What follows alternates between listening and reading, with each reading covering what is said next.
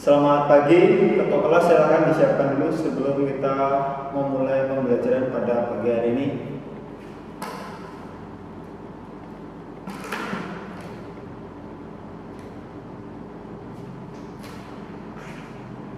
Baik, anak-anak, apa kabar semuanya? Apakah hari ini ada yang sakit atau yang tidak berangkat? Tidak. Atau hari ini ada yang kurang fit atau kurang bersemangat untuk sekolah atau melakukan pembelajaran pada hari ini? Baik, sebelum saya memulai pembelajaran pada hari ini, saya mau ambil absensi dulu ya. Suwito Tabah, Zainal, Andrea, Eko, berarti semuanya berangkat ya? Baik, terima kasih. Baik, sebelum saya masuk kepada inti pembelajaran kita pada pagi hari ini, saya akan masuk dulu untuk masalah otomotif di bidang teknik kendaraan ringan ya. Kita tahu seiring perkembangan atau kemajuan teknologi pada era digital, pada era sekarang ini, makin banyak perusahaan otomotif berlomba-lomba menciptakan inovasi terbaru. Inovasi terbaru adalah suatu terobosan untuk memenuhi hasrat konsumen. Karena setiap tahun pasti ada inovasi, pasti ada perkembangan, pasti ada perubahan, dan pasti ada kemajuan. Ya, tidak ada yang abadi kecuali perubahannya. Terus seiring perkembangan zaman, dulu waktu pertama kali mobil secara engine ya, masuk ke engine dulu itu masih menggunakan karburator dan pengapiannya pun masih menggunakan platina ya. Platina yang pengapiannya itu percikan bunganya itu kecil dan pelan ya. Dan seiring perkembangannya zaman, kemajuan teknologi, sekarang dibikin atau dibuat itu namanya menggunakan injeksi ya. Berarti dari tadi karburator pindah ke injeksi. Nah, karena injeksi adalah untuk efisien bahan bakar dan juga emisi gas buang. Makanya teknologi terbaru itu injeksi, pengaruhnya itu efisiensi bahan bakar dan emisi gas buang.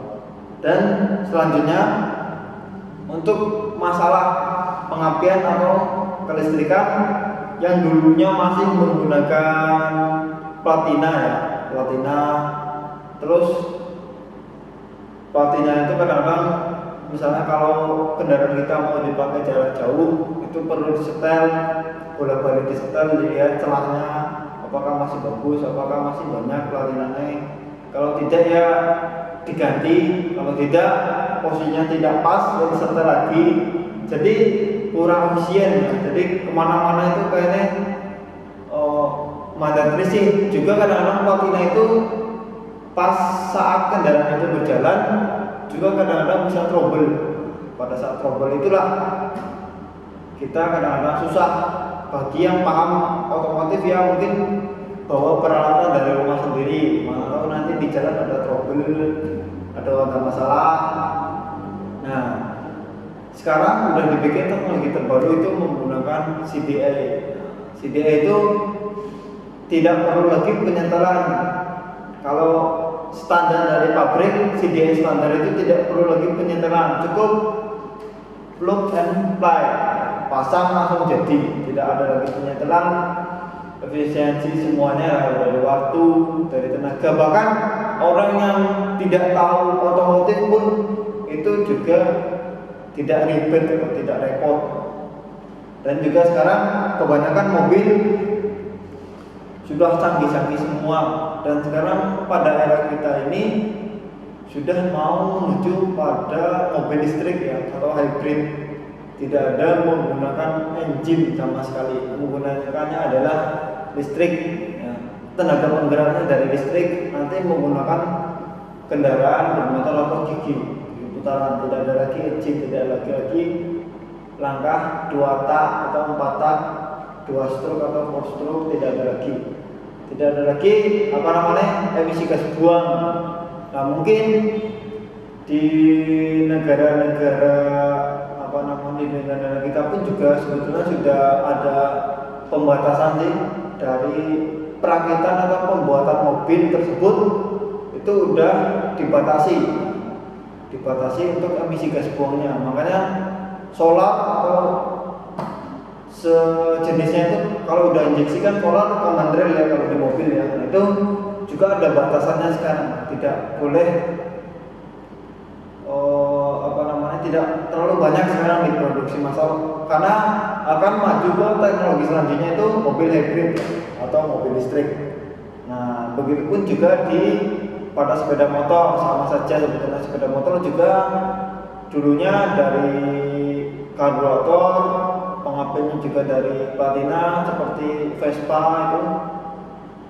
Kalau di mobil tadi mobil Suzuki Katana itu juga masih kadang-kadang ada yang masih pakai platina juga ada, karburator juga pasti jelas ya karena mobil lama.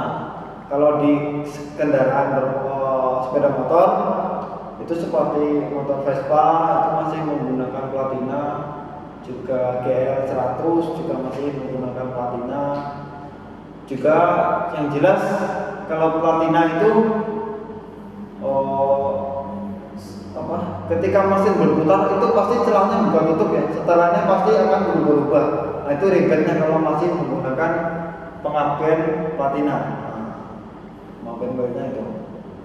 Dan untuk sekarang juga dari dulu sepeda motor dari menggunakan karburator sekarang diubah menjadi injeksi semua.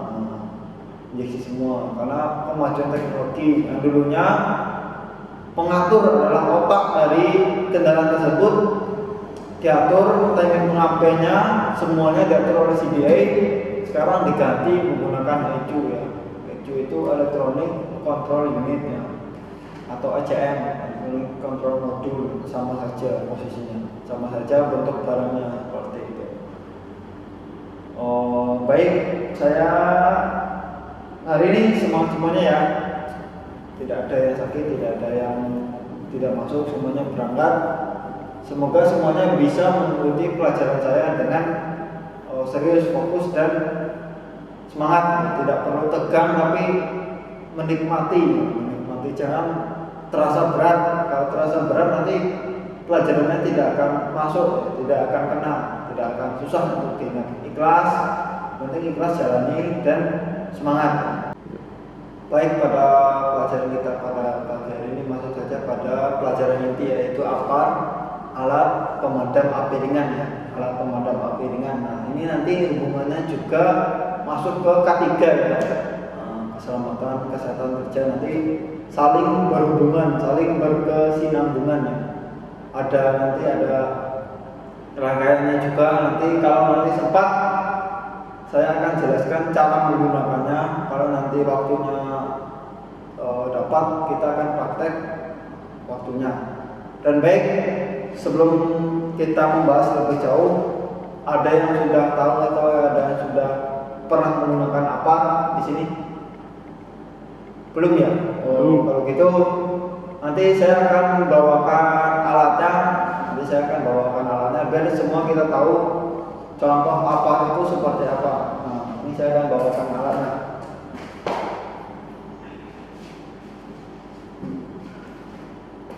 Nah, seperti ini. Ini adalah contoh apa ya?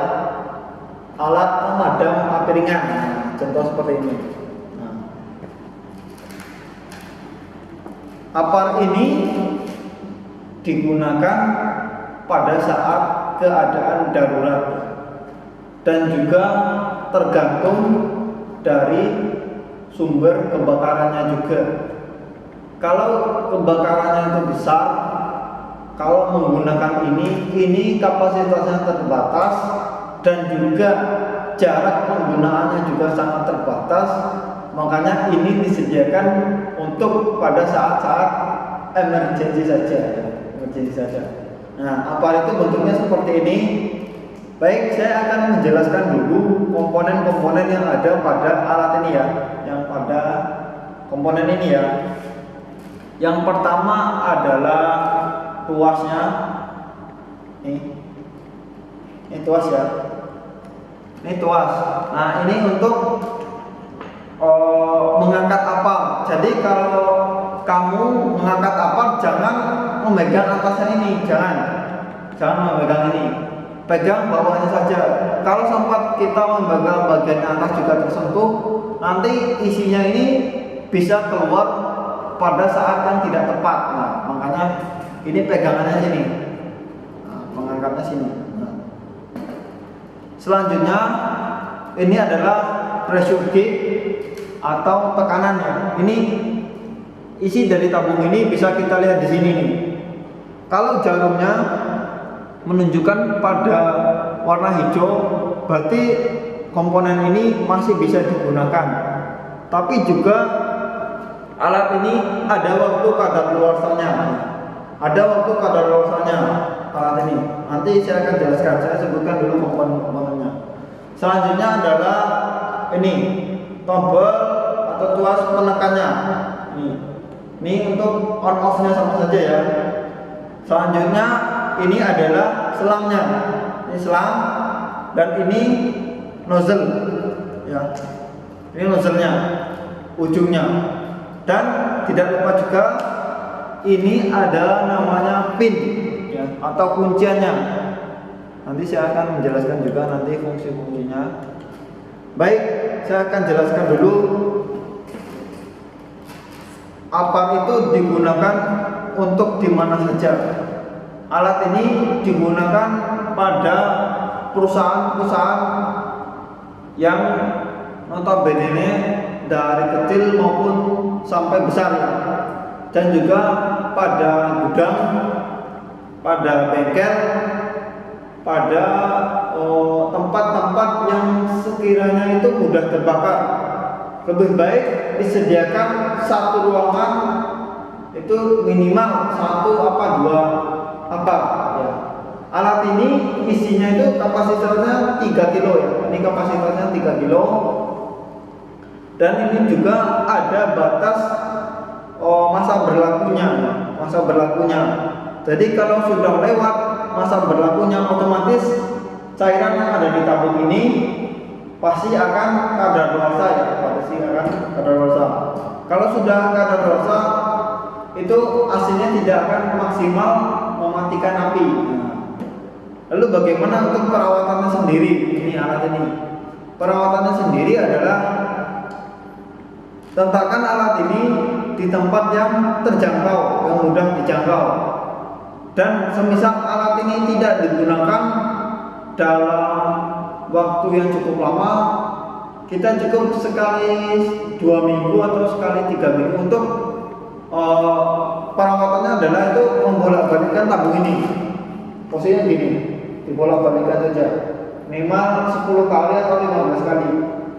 Dia isi udara atau gas di dalam ini, karbon dalam ini itu tidak cepat cepat kadaluarsa, walaupun waktunya ada juga sih. Nah,